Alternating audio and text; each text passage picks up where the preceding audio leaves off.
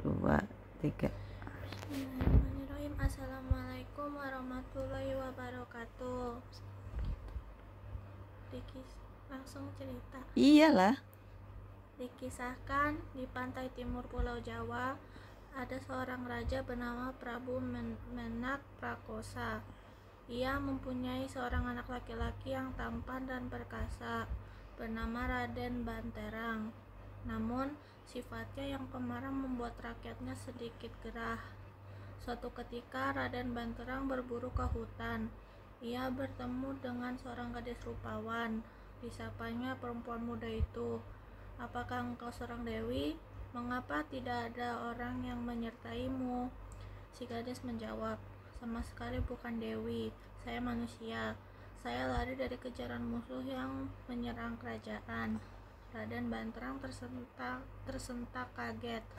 Tanpa memperlihatkan rasa kagetnya, ia bertanya, "Apakah yang ada di hadapan saya sekarang adalah Putri Raja Klungkung?" "Benar sekali, nama saya Surati." Selanjutnya Raden Banterang mengajaknya ke istana. Akhirnya ia menikahi Putri Raja Klungkung itu. Suatu ketika Putri Surati bertemu dengan kakaknya sendiri. "Surati, mengapa engkau menikah dengan orang yang membunuh ayahanda? Kamu harus membantuku membinasakannya."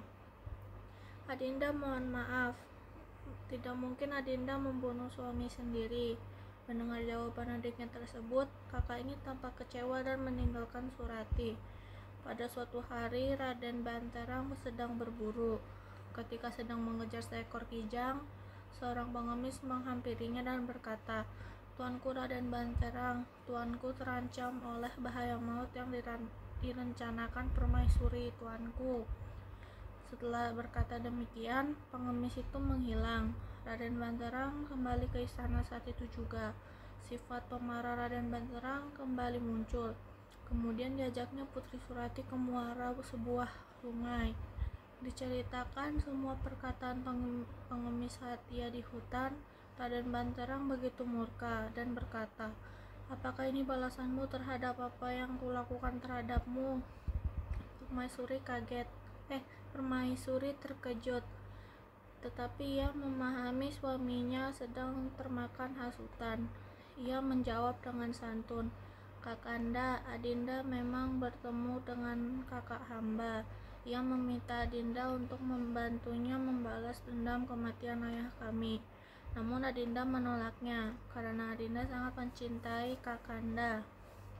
Mendengar penjelasan istrinya, Raden Banterang tetap tidak percaya. Lalu ia mencabut keris di pinggangnya dan mengarahkannya ke hadapan istrinya. Melihat hal itu, Surati pun berkata, "Demi ketulusan cinta Adinda, nyawa Adinda akan dikorbankan untuk membuktikan bahwa Adinda tidak mengkhianati Kakanda. Selamat tinggal Kakanda."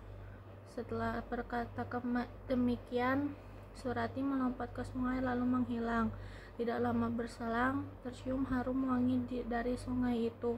Raden Banterang berseru sambil menahan tubuhnya yang hampir limbung. Hatinya sangat terguncang dengan kepergian istrinya. "Banyuwangi, istriku ternyata tidak bersalah." Raden Banterang menyesal telah terburu nafsu tanpa menyelidikinya dengan cermat.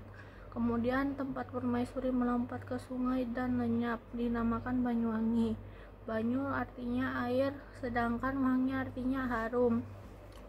Pesan moral dari ringkasan cerita rakyat Jawa Timur, legenda asal-muasal Banyuwangi adalah marah dan nafsu angkara murka dan akan membawa petaka.